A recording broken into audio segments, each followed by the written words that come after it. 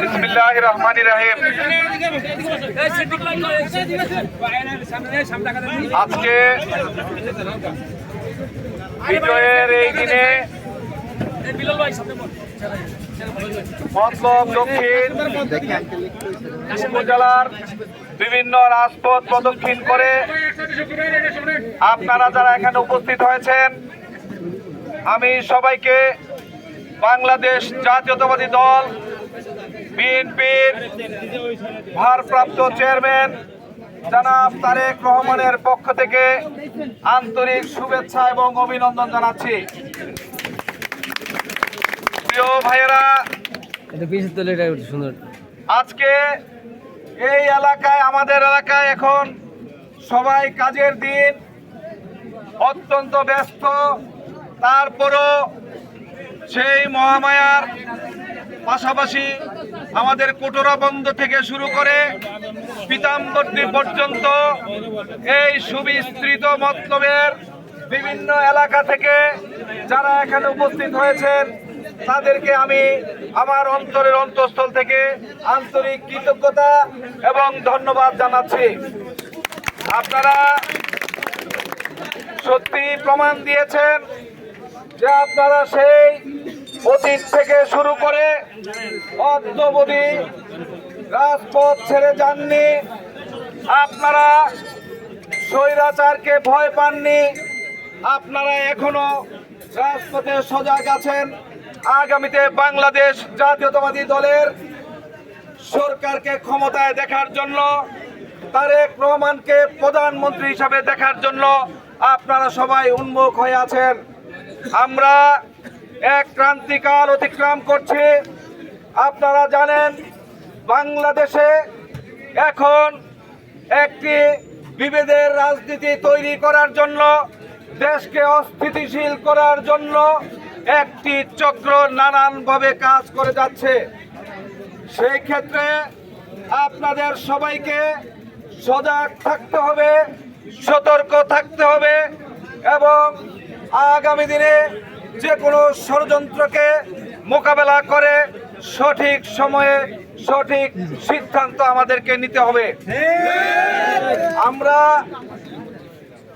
আমরা আজকে একটি জিনিস লক্ষ্য করছি যে বাংলাদেশের জুলাই গণঅভ্যুত্থানে যারা ভূমিকা রেখেছে, তাদেরকে টার্গেট করে এবং এই একটা বিভেদ সৃষ্টি করে সেখানে বিএনপিকে হেয় প্রতিপন্ন করার জন্য এই একটি চক্র ষড়যন্ত্র করছে। আমরা লক্ষ্য করি যে জুলাই যোদ্ধা ইনকিলাব মঞ্চের মুখপাত্র ওসমান হাদিকে যেভাবে নৃশংসভাবে হত্যা করার প্রচেষ্টা করা হয়েছিল, সেখানে ঘটনা ঘটার সাথে সাথেই ঢাকা ৮ আসনের সংসদ সদস্য প্রার্থী বিএনপির বয়োজ্যেষ্ঠ নেতা, সাবেক মেয়র, বহুবার যিনি সংসদ সদস্য হয়েছেন, মির্জা আব্বাসকে দায়ী করে সাথে সাথে স্ট্যাটাস দেওয়া হয়েছিল, যেটা ছিল অন্যায়, যেটা ছিল উদ্দেশ্যমূলক, যেটা ছিল ষড়যন্ত্রমূলক।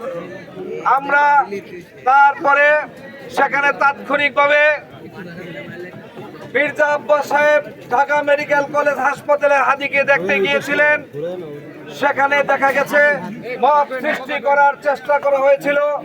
মির্জা আব্বাস ধৈর্যের সাথে, সতর্কতার সাথে এবং বিএনপির সেখানকে উপস্থিত ছাত্রদল, যুবদলের নেতৃবৃন্দ অত্যন্ত বলিষ্ঠভাবে সেই ষড়যন্ত্র মোকাবেলা করেছেন।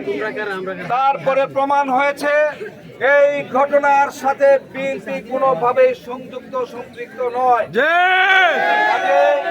ভাইয়েরা, আমরা যারা আছি আমাদেরকেও সজাগ থাকতে হবে, সতর্ক থাকতে হবে। কোনো উস্কানিতে পা দেয়া যাবে না।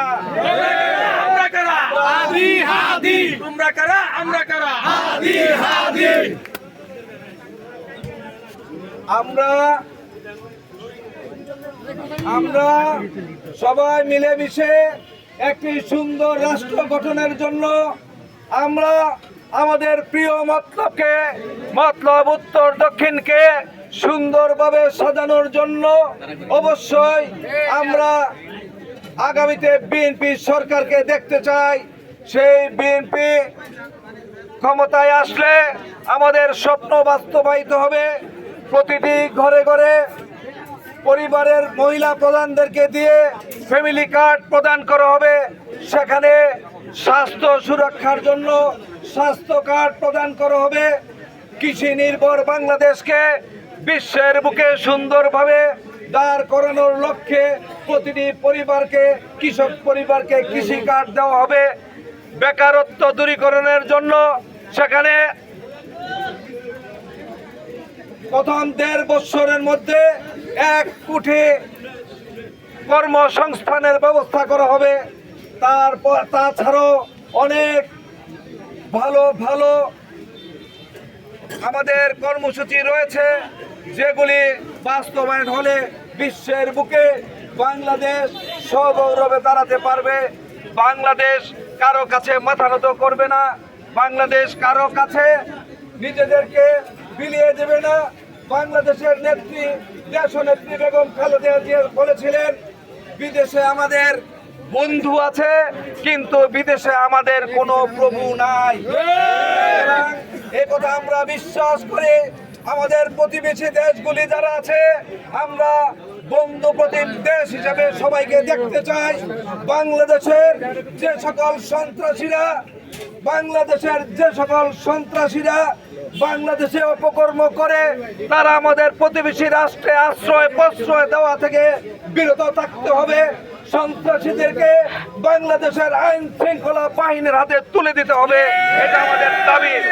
যদি এটা না করা হয় অবশ্যই আমাদের নেত্রীকে যে কথা সাংবাদিকরা বলেছিলেন, আমরা যদি দেশের কথা বলি, সেটা যদি দেশপ্রেমের কথা বলি, এটা যদি কারো বিরুদ্ধে যায়, এটা যদি কোনো দেশের বিরুদ্ধে যায়, তাহলে আমাদের কিছু করার নেই। অবশ্যই আমাদের দেশের কথা বলবো। আমাদের এই এলাকার আমাদের বাংলাদেশের শান্তি সুরক্ষার জন্য যা যা করণীয় আমরা সেটা বলবো। তাই আমরা বলবো আপনারা আর প্রতিবেশী দেশ থেকে উস্কানিমূলক কোনো কর্মকাণ্ড বাংলাদেশে যাতে না হয় সে ব্যাপারে সতর্ক থাকেন। আপনারা আমাদের থেকে ভালো ব্যবহার অবশ্যই পাবেন, কিন্তু আপনারা বাংলাদেশে সন্ত্রাস লেলিয়ে দিবেন, উস্কানি দিবেন, বাংলাদেশের পরিস্থিতিকে আপনারা নষ্ট করার চেষ্টা করবেন, আপনারা কখনোই আমাদের কাছ থেকে বন্ধুসুলভ আচরণ পাবেন না। আমরা মেরুদণ্ড সোজা করে দাঁড়াতে জানি, আমরা কারো উপর নির্ভরশীল নই, আমরা আত্মনির্ভরশীল, আমরা আল্লাহকে বিশ্বাস করি। সুতরাং আমরা বিশ্বের বুকে তারেক রহমানের নেতৃত্বে আগামীতে একটি সুন্দর বাংলাদেশ উপহার দিব, এই আশা এই প্রত্যাশা ব্যক্ত করে যারা কষ্ট করে এখানে এসেছেন তাদেরকে আবারও কৃতজ্ঞতা জানাচ্ছি। এখানে অনেক নেতৃবৃন্দ আছেন, এখানে অনেকেরই নাম বলতে পারি নাই, বিশেষ করে নারগাঁও দক্ষিণের 2 বারের সাবেক চেয়ারম্যান ফজলুর রহমান প্রধান সহ অনেক নেতৃবৃন্দ বিভিন্ন ইউনিয়ন থেকে এসেছেন। আমি একজনের নাম বললে আরেকজনের নাম না বললে পরে আপনাদের মনে কষ্ট হবে। সুতরাং আপনাদের সবাইকেই বলবো যে আপনারা এই যে কষ্ট করে এসেছেন, আপনারা আরো কিছুদিন আপনারা সবাই ধৈর্য ধরবেন। আমি আপনাদেরকে বলছি আগামী 29 তারিখের মধ্যে মনোনয়নপত্র জমা হবে।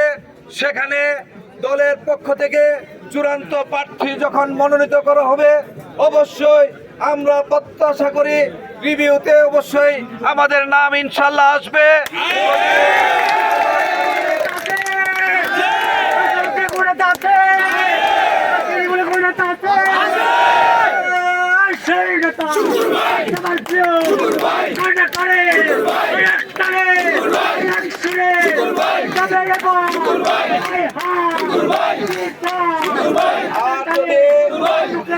তারপরও মনোনয়ন বাছাইয়ের পরে আমি যে কথা গত 5 নভেম্বর ঢাকার ডিপ্লোমা ইঞ্জিনিয়ার্স ইনস্টিটিউটে বলেছিলাম, সেই কথা প্রতিধ্বনি করে আবার বলতে চাই, ইনশাল্লাহ 5ই জানুয়ারির পরে আমরা আমাদের যারা আছি, আপনারা যারা সুখে দুঃখে বিপদে আপদে আমার পাশে ছিলেন, সাথে ছিলেন, আপনাদেরকে সাথে নিয়ে বসে আপনাদের পরামর্শ অনুযায়ী যেটা আমাদের জন্য, দেশের জন্য, দলের জন্য কল্যাণকর, আমরা সেটি করবো। এই আশা কোনো ভাই আছে? সেই ভাই শুকুর ভাই, শুকুর ভাই, শুকুর ভাই, শুকুর ভাইয়ের ভয় নাই, রাজপথ ছাড়ি নাই, রাজপথ ছাড়ি নাই, শুকুর ভাইয়ের ভয় নাই। আর কোনো দাবি নাই, শুকুর ভাই, আর কোনো দাবি নাই, আর কোনো দাবি নাই, শুকুর ভাইয়ের মনন চাই, আর কোনো দাবি নাই, শুকুর ভাইয়ের মনন চাই, শুকুর ভাইয়ের মনন চাই, আর কোনো দাবি নাই। আমরা আপনাদেরকে কথা দিতে পারি, আপনাদেরকে সবাইকে সাথে নিয়ে আমরা অবশ্যই যেটা আমাদের দলের জন্য, দেশের জন্য কল্যাণকর, আমরা সেটি করব। সেই পর্যন্ত ধৈর্য ধরার জন্য, অপেক্ষা করার জন্য বিনীতভাবে অনুরোধ করছি। অনেকেই অনেক রকমের কথা বলবে, অনেকেই অনেক অপপ্রচার করবে, তবে আমি আপনাদেরকে এটুকুই বলতে চাই, এই মতলবে রাজপথে কোন ক্যান্ডিডেট আমাকে ব্যতীত রাজপথে রক্ত দেয় নাই, ক্যান্ডিডেট জেল খাটে নাই, কোন ক্যান্ডিডেট আমার মতো এত মামলার আসামি হয় নাই। সুখে দুঃখে আপনাদের সাথে ছিলাম, আপনাদের পাশে ছিলাম, আপনাদের সাথে থাকবো, এই প্রতিশ্রুতি ব্যক্ত করে আজকের মতো আমাদের এই আলোচনা সভা এখানে সমাপ্ত ঘোষণা করছি। আল্লাহ হাফেজ। বাংলাদেশ জিন্দাবাদ, বাংলাদেশ জাতীয়তাবাদী দল জিন্দাবাদ, শহীদ জিয়া অমর হোক, দেশনেত্রী বেগম খালেদা জিয়া জিন্দাবাদ, তারুণ্যের অহংকার, আগামী দিনের প্রধানমন্ত্রী আমাদের প্রিয় নেতা তারেক রহমান জিন্দাবাদ, জিন্দাবাদ। সবাইকে ধন্যবাদ।